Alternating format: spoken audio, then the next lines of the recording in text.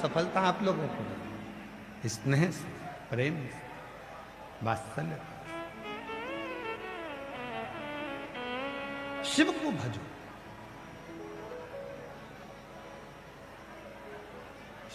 देवाधिदेव महादेव का जितना स्मरण करोगे, और यहां बैठकर आप केवल समय पास करने के लिए मत आना। यहां आए हो ना तो ये विचार कर कर जाना कि मुझे जाना है, बैठना है, कथा सुनना है, अपने पिता से बात करना है, अपने बाबुल से दो शब्द कहना। मेरे वो घरदानी से मेरा पिता मेरे घर आया है अपने बच्चों का दुख काटने के, नहीं तो वो आता ही नहीं। अगर बैसाख के महीने में, आज बैसाख की अमावस्या भी है, अगर बैसाख के महीने में अगर भोलेनाथ आपकी दिल्ली में आया है तो आपका दुख काटने के लिए आया होगा, आपकी तकलीफ निकालने के लिए। जितने शुद्ध भाव से, जितने प्रेम से आप इस कथा को सुनोगे वो आपको मिलेगा।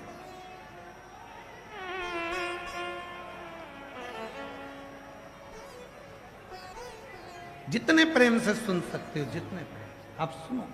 उदाहरण, शिव कथा कर, उसके नाम लेने में, उसका गुणगान करने में, उसका स्मरण करने में, उसके मंत्र का जाप करने में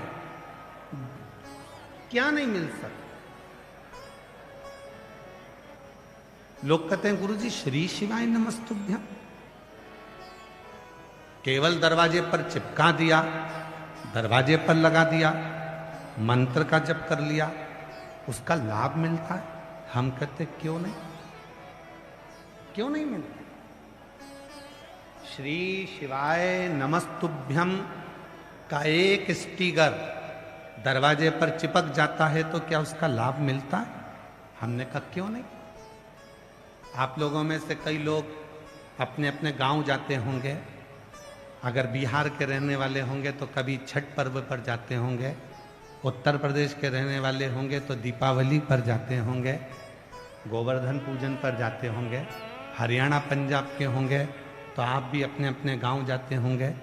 जो गांव नहीं भी जाता होगा तो कहीं घूमने जाता होगा, घूमने जाता होगा तो रोड के किनारे पर बड़े बड़े पेड़ लगे, उन पेड़ पर सफेद कलर का चूना पुता हुआ।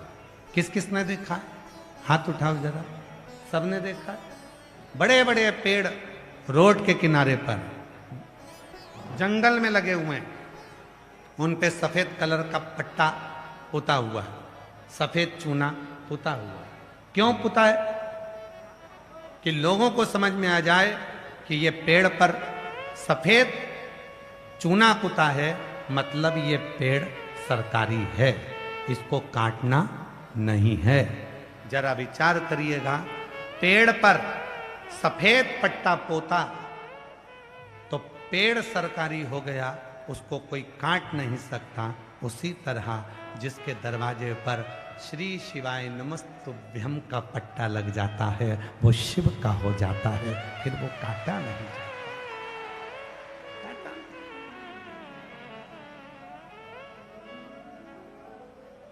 फिर वो कट नहीं सकता। पेड़ पर चूना पुता, सफेद पट्टा पुता, वो पेड़ सरकार का हो गया। जिसके मुख से श्री शिवाय नमस्तुभ्यम निकला और जिसके दरवाजे पर श्री शिवाय नमस्तुभ्यम लगा, वो स्वयं और उसका घर शिव का हो गया। उसका कोई कुछ बिगाड़ नहीं सकता, उसका नहीं। और हम तो बाबा के भरोसे चलते हैं, हम तो बाबा के भरोसे चलते हैं। ये दुनिया वाले चलते हैं, ये दुनिया दुनिया वाले जल डमरू वाले के भरोसे चलते हैं, काशी वाले वाले के भरोसे चलते हैं।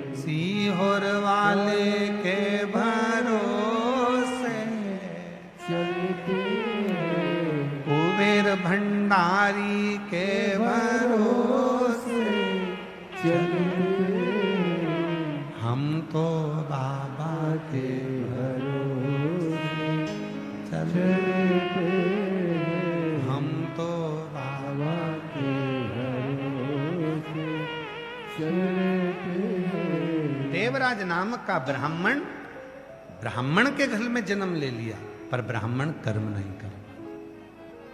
ब्राह्मण कर्म किसको कहते हैं? केवल पूजन कर लेना, मंत्र पढ़ लेना, कर्मकांड कर लेना, पोथी पढ़ लेना, भजन कर लेना, ये भी अलग बात है। ब्राह्मण का कर्म है दूसरे पर दया करना, क्षमा करना। कोई लाख गलती कर दे तो भी तुम्हारे भीतर वो भाव होना चाहिए, क्षमा बड़न को चाहिए, छोटे को उत्पात। तुम बड़े हो तो क्षमा करना प्रारंभ करो। क्षमा हो गई, ठीक हो गई, क्षमा करो। शिव पुराण को देवराज कभी ब्राह्मण कुल का कर्म नहीं करता, बल्कि उल्टा कर्म करता, झगड़ा करता। ब्राह्मण के घर में लेकर विवाद करना ये ठीक नहीं। ब्राह्मण का सबसे बड़ा कर्तव्य होता है, ध्यान देना जरा। पिताजी ने कहा परशुराम भगवान से, तेरी माता का शीश काट दे और तेरे भाइयों का शीश काट दे। परशुराम भगवान के भाइयों से कहा था, उन्होंने शीश नहीं काटा। परशुराम जी से कहा, तेरी माता का शीश काट, तेरे भाइयों का शीश काट दे। पिता का कहना मान, पिता प्रसन्न होगा। देखिए अब ब्राह्मण का कर्म, एक क्षण क्रोध आ भी गया तो दया कितनी बड़ी होती है वो देखिए। क्रोध आया, शीश काटा, पिता का कहना माना। अब पिताजी ने कहा, मैं खुश हो गया हूं तुझ पे, तूने मेरा कहना माना, मांग तुझे क्या चाहिए। परशुराम भगवान जी ने कहा, मेरी माता को और मेरे भाइयों को जीवित कर दो, इससे ज्यादा कुछ नहीं चाहिए, इससे ज्यादा कुछ नहीं। जिसके अंदर दया का भाव है, जिसके अंदर क्षमा का भाव, जिसके अंदर समर्पण का भाव, जिसके अंदर प्रेम का भाव, वही श्रेष्ठ माना जाता है। एक सास बहू से कहती है, तुम मुझे जानती नहीं है। बहू सास से कहती है, तुम मुझे जानती नहीं है। महाराज, हम एक दूसरे को जानना नहीं है, हमें एक दूसरे के प्रति समर्पित होना। समर्पित।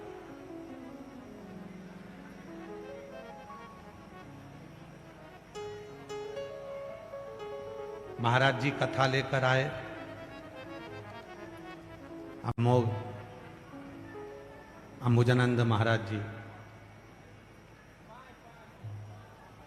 एक संत, एक साधु अगर कथा लेकर आया है तो वो खुद के लिए नहीं लाया, वो कथा लाया है आपके लिए, कि हमारे नगर में कथा हो तो आप लोगों को श्रवण करने का मौका। और किसी एक को तो आगे बढ़ना ही पड़ता है।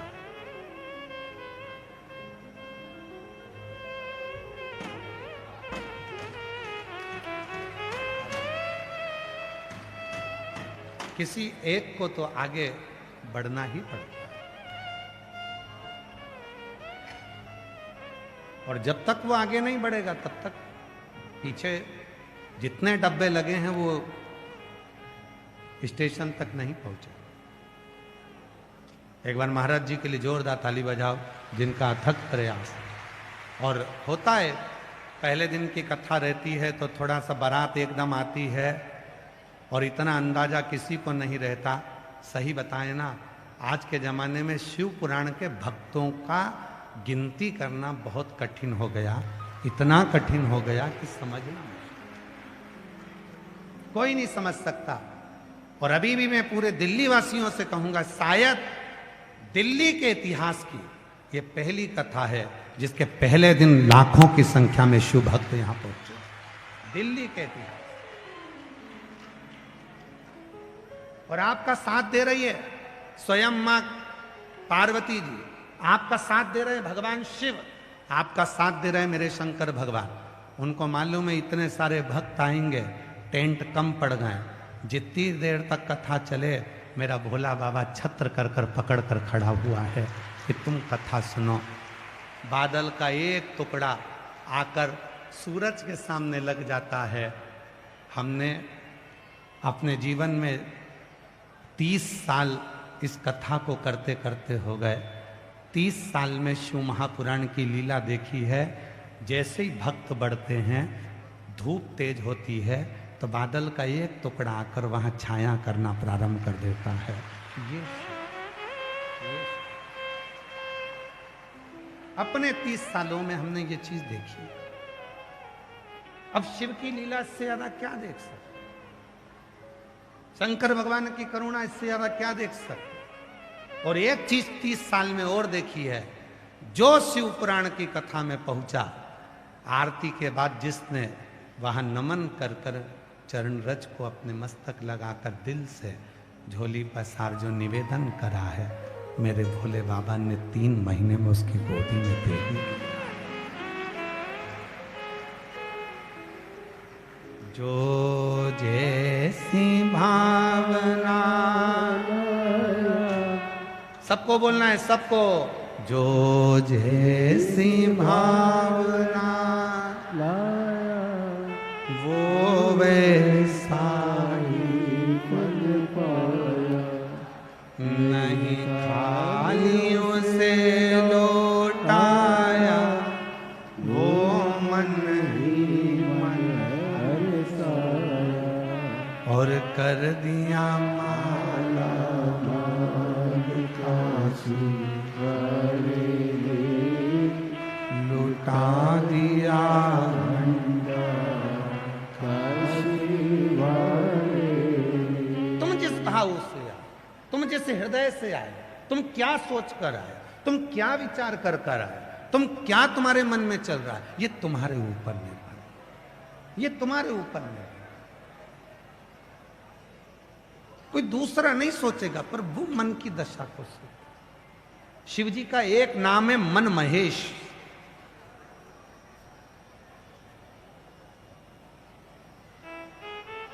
बोल मन महेश्वर महादेव की।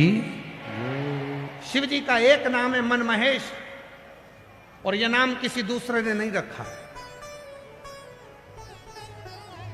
किसी दूसरे ने नहीं रखा।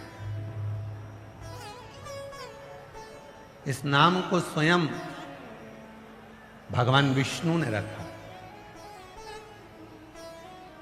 स्वयं भगवान नारायण।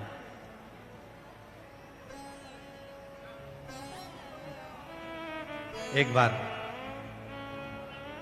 भगवान विष्णु शिव जी से मिलने के लिए आ रहे थे। इधर से भगवान शंकर ने माता पार्वती जी से कहा, चल नंदी पर बैठ, भगवान विष्णु से मिलने चल। तो पार्वती जी बोली, शिव जी की, भोलेनाथ जी, क्या भगवान विष्णु की कोई सूचना आई क्या कि वो आपसे मिलने आ रहा है? नहीं। ब्रह्मा जी के यहां से कोई लेटर आया क्या कि भगवान विष्णु मिलने आ रहे हैं? नहीं। इंद्र के द्वारा कोई पत्र आया क्या कि भगवान विष्णु मिलने आ रहे हैं? नहीं। तो फिर आप कैसे कह सकते हो कि भगवान विष्णु मिलने आ रहे हैं? शिव जी ने कहा, पार्वती तू तो नंदी पर बैठ, मिलेंगे तो ठीक है, नहीं मिलेंगे तो वापस आ जाएंगे, तू चल तो सर। पार्वती जी को नंदी पर बिठाया और माता पार्वती और महादेव दोनों चल दिए। बीच में पहुंचे, उधर से भगवान नारायण और इधर से भगवान शिव का मिलन हो गया। तो भगवान विष्णु ने भगवान शंकर को मन महेश नाम लेकर प्रणाम किया। तो पार्वती जी ने पूछा भगवान विष्णु से, तुमने मन महेश कैसे कह दिया? मन कामेश्वर कैसे कह दिया, मन महेश कैसे कह दिया? तो भगवान नारायण ने कहा 33 कोटि देवता में केवल एक देव अधिदेव महादेव ऐसे हैं जो हृदय में जो तुम्हारे भाव है, मन की बात को मेरा शिव जान जाता है और उसको पूर्ण कर देता है। वो मन हमारी दिल्ली की कथा में आप लोगों से कहना चाहते, आप शिव के मंदिर नहीं भी गए, आप शंकर को एक लोटा जल चढ़ाने नहीं भी गए, आप शिव के मंदिर में नहीं भी पहुंचे, शिव को एक लोटा जल चढ़ाने भी नहीं पहुंचे और बहुत ज्यादा कष्ट में घिरे हुए हो, बहुत ज्यादा तकलीफ में घिरे हुए हो, मन से शिव का स्मरण करें, मन से, हृदय से श्री शिवाय नमस्तुभ्यं, श्री शिवाय नमस्तुभ्यं, श्री शिवाय नमस्तुभ्यं, श्री शिवाय नमस्तुभ्यं। भगवान शंकर को मन से आप स्मरण करना प्रारंभ करिए और अपनी कामना करो, बाबा मेरे को ये तकलीफ है, दिक्कत, मंत्र जपो। क्या होगा मंत्र जपने में? वो सुने, धारण करेगा। कभी होटल में खाना खाने गए हो? हाथ तो उठाओ। ढाबे पर कभी खाना खाने गए हो? होटल पर कभी गए हो? भले खाना खाने नहीं गए, नाश्ते की होटल पर कभी गए हो? गए तो होगे। होटल पर जाओगे, वहां जाकर आपको बोलना पड़ेगा, दाल लेकर आओ, रोटी लेकर आओ, सलाद लेकर आओ, पापड़ लेकर आओ, अचार लाओ, दाल नहीं खाना है तो सब्जी लाओ। आपको बोलना पड़ेगा। बोलोगे, बोलने से ही रोटी आती है। रोटी बोलने से, बोलने से ही सब्जी आती है, बोलने से ही दुकानदार 2 किलो मिठाई बंगाली या मैसूर पाक या मावे की मिठाई बंद कर देता। बोलने से ही फल वाला सेब, संतरा, अंगूर तोल कर देता। बोलने से ही समोसा मिलता, बोलने से ही कचौड़ी मिलती है, बोलने से ही सर्प की थैली मिलेगी। नाम बताना पड़ेगा, ये वाला सर्प। नहाने का साबुन भी बोलने से मिलेगा, ये साबुन बोलने से। जब तुम रोटी बोलोगे ही नहीं तो रोटी कौन तुम्हारी टेबल पर रखेगा? उसी तरह जब तक तुम श्री शिवाय नमस्तुभ्यम बोलोगे ही नहीं तो तुम्हारी गोदी में कौन भगवान सुख प्रदान कर दे?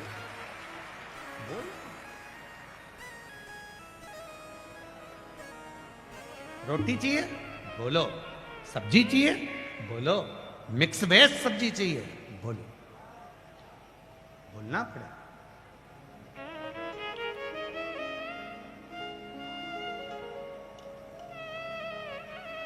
अभी हम इधर से आ रहे थे, ट्रैफिक में बहुत जाम था क्योंकि शिव भक्त बहुत आए हैं। तो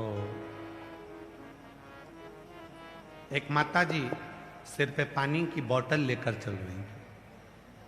शिव महापुराण का एक नियम है भक्तों का मुख झूठा कराने का। आप बहुत बड़ा भंडारा नहीं कर सकते, लाखों रुपए भंडारे में खर्च नहीं कर सकते, मत करो। जहां शिव पुराण की कथा हो वहां अपने घर से आते आते 4 रोटी ज्यादा बना कर लाओ, अपने पास जो बैठे उसको खिला दो। थोड़ा सा कुछ घर से आते आते पानी की 2 बॉटल लियाओ, एक खुद पी लो, एक दूसरे को पी लो।